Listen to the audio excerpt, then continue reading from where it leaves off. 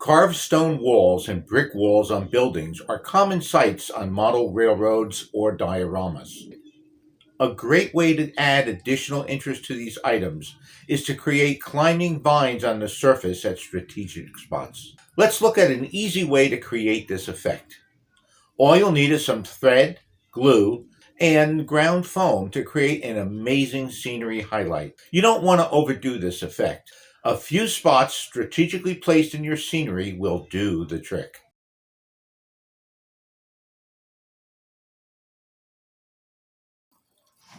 We'll start off with a piece of high density foam.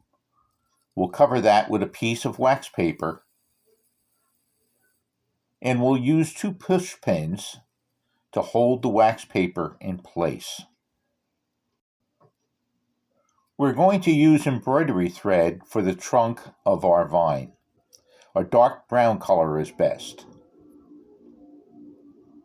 We'll attach the thread to one of the push pins and wrap the thread around the push pins until we use up the entire piece of thread. Next, we'll remove the thread carefully from the 2 push pins, and we'll make a knot at one end. Be careful not to tangle the thread as you do this.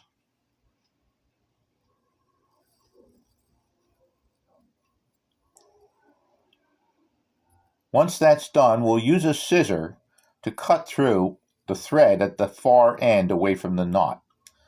We have a lot more thread here than we're going to need, but that's important. You don't want to run out of thread as you're separating your branches. Now we're going to use some wood glue. This is kind of a messy step. Keep a couple of paper towels handy to wipe off your fingers from time to time. Generously apply some wood glue to the first inch to 1.5 inches of your bundle near the knotted end. With your fingers, work it into the thread. The thread is so absorbent that the glue will instantly suck into it. Set that aside for a moment or two and wipe off your fingers. The glue will set up pretty quickly. This is going to form the base of the trunk of the vine. While that's setting up, we'll place all of our materials to the side and take a piece of blank paper. With a flare pen, you want to carefully draw out what you might want to see for the vine. We'll be making branches, and typically the most pleasing vines appear where every time you're separating the thread, you put about 70% of the thread to one side and about 30% to the other. So there's a main stalk going through. Once in a while, you may want to split it 50-50 to make a bilateral split. Your final vine is not going to follow this diagram exactly. It's just there as a guide during the next step. The glue, meanwhile, has been setting up on that base part of our trunk. We're going to take that piece of foam, place it back, pull off the wax paper for a second, place down your sketch, reapply the wax paper, and pin it down with several push pins. We're going to work on top of this wax paper during the next step. We're going to split the first section of the trunk with about 70% of the threads. Don't count them, just roughly 70% to one side, 30% to the other. Generously apply some glue to the thicker bundle. And with your fingers, work that glue into the thread. Twist it a little bit as you're doing it. And you'll see that the glue absorbs so quickly into the braided embroidery thread that it actually forms what looks just like a trunk on a vine.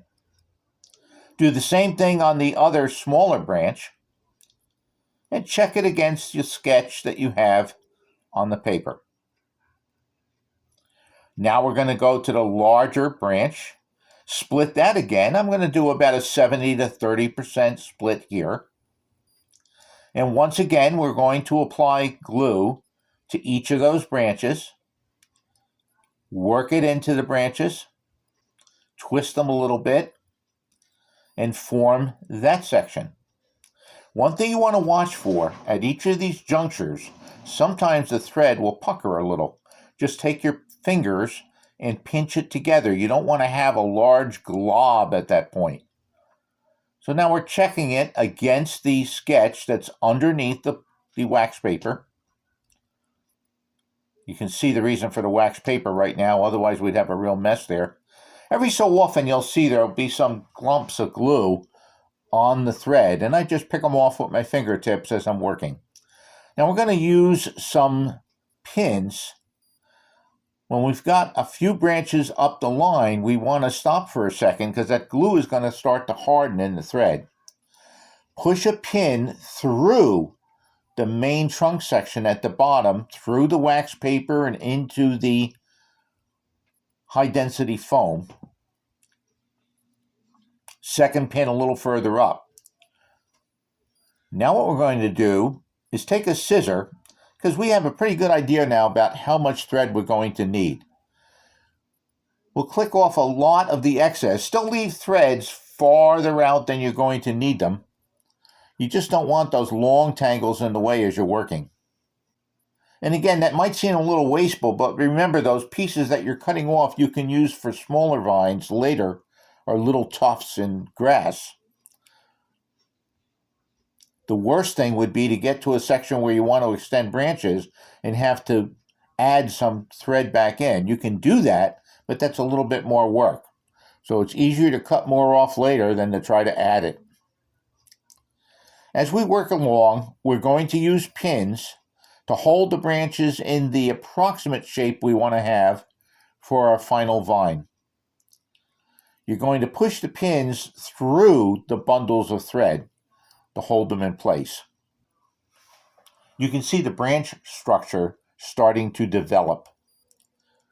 Now we're going to pull that off of the wax paper. We're going to take a section of carved stone wall. Now, if the stone wall is already in place on your layout, you can work on it vertically. It's just a little bit more difficult. So we're going to work on this flat. If you have a situation where you know you're going to do a vine on a wall, it's kind of easier to get it set up on the wall and then take the whole assembly and place it into your layout later. But you can do this vertically on an existing wall. It's just a little bit more difficult.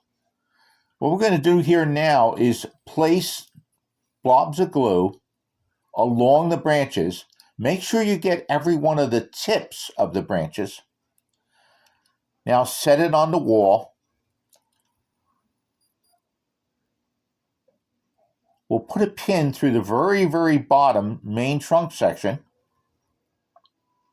and then proceed to pin the vine as strategic parts along the branches. Now they're still flexible enough at this point that you can move them around to get an approximate shape that you want to have for your finished vine.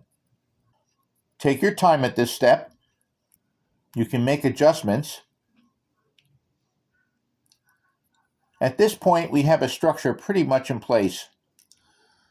I like to go back with a brush and a little bit of glue and make sure that I catch every one of the ends of the branches, the tips. That'll add just a little bit more adhesion to the wall. And we're going to have some clumps of foliage at that point anyway, so that those glue blobs are going to be hidden. Now we'll take some ground foam and we'll sprinkle it over the glue that we put on the branches. You can work slowly at this point, a little bit at a time. Use a box cover to shake off the excess ground foam so you can reuse it. Now we'll go back and place some additional sections of glue, sprinkle some more green foam, and slowly start to build up the structure of the vines. As a final touch, we can go back with a toothpick and add small amounts of glue at various sections around the major clusters of green foam, and that will give us a final vine that looks like this. It's very dramatic. and a great addition to your railroad.